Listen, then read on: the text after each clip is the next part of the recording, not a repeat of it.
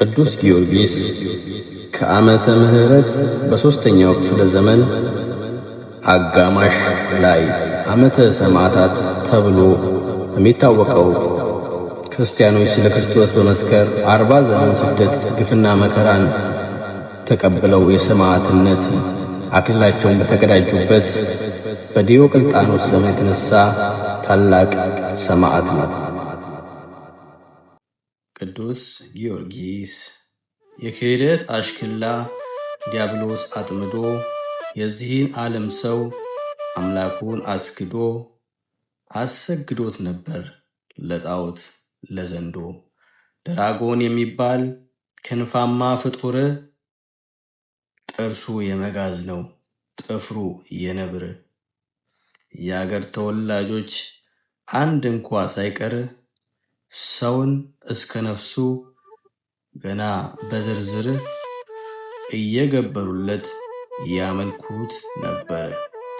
ያችን መሳይ ቆንጆ ያችን የምታምር እወጣለሁ ብሎ ገና ሲሞክር ጊዮርጊስ አስቀረው ወጋና በጦር።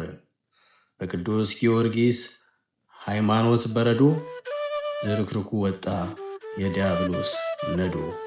ሕዝቡ ከፈጣሪው እንዳይቀር ወንብዶ ከዚያን ጊዜ በቆም ሞቱን አስወድዶ ወደ ተዘጋጀው የሞት መሰናዶ ይዟቸው ሲገባ ጊዮርጊስ አማልዶ የጣዖቱን መስጊድ አደረገው ባዶ።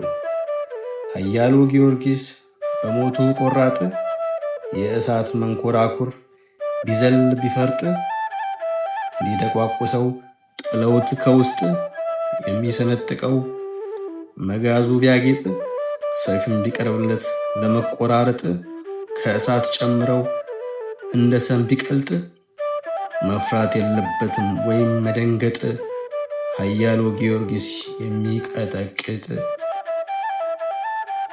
በፍቅረ ክርስቶስ ባለመለወጥ ለእሳት ለስለት ስጋውን ሲሰጥ። የጊዮርጊስ ታሪክ አልቅም ተነግሮ በወፍጮ ቢፈጩት ቆልተው እንዳሻሮ በንፋስ ቢያዙት አጽሙ ተንጠርጥሮ ተነሳና መጣ ዳግመኛ ተፈጥሮ። የጊዮርጊስ ሥራ አያልቅም ቢጻፍ ደረቁን ምሰሶ አደረገው ዛፍ። ቅዱስ ጊዮርጊስን 70 ነገሥታት እንድንገባል ባንተ ሃይማኖት ወንበሮቻችንን አለምልም አሉት። ቅዱስ ጊዮርጊስም እያዩ ባይናቸው ወንበሮቻቸውን አለመለማቸው። ይህን ታሪክ ሰርቶ ባያምን ልባቸው እሳትን ከሰማይ አዘነበባቸው። እነሱን አቃጥሎ ጊዮርጊስ ሰማዕት ከአምላክ ተቀብሎ ኪዳን የምህረት ወደሚሰየፈው ቀረበ ለሞት። ሊቀ ሰማዕታት ቅዱስ ጊዮርጊስ ወዳጆቹ ሲሉት ጊዮርጊስ ድረስ ዓለምን ይዞራል በነጭ ፈረስ ይፈጥናል ከመብረቅ ካውሎ ንፋስ። ወስብሐት ለእግዚአብሔር።